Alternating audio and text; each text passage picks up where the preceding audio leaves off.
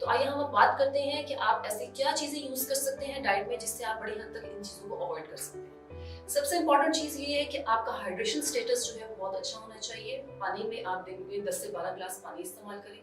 Secondly, कुछ fruits और vegetables हैं जिनको आप यूज करके अपनी स्किन को और अपनी एक्ने को बड़ी हद तक फाइट कर सकते हैं। जिसमें सबसे पहले हम बात करेंगे क्यूकम्बर। क्यूकम्बर जो है बेसिकली वो 90 to 95% जो है वो पानी है और ये आपका नेचुरल कूलेंट है।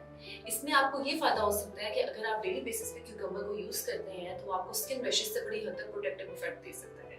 स्पेसिफिकली आप जब खीरे के स्लाइसेस को स्किन पे, जब आपकी हीट डैमेज स्किन है उसके ऊपर भी अप्लाई कर सकते हैं, जिसकी वजह से आपकी स्किन बहुत हद तक क्लियर रह सकती है। सेकंड हम बात कर देंगे टोमेटोज की। टोमेटो लाइकोपिन से रिच एंटीऑक्सीडेंट, इसमें लाइकोपिन प्रेजेंट है, इसका बड़ा अच्छा खजाना है।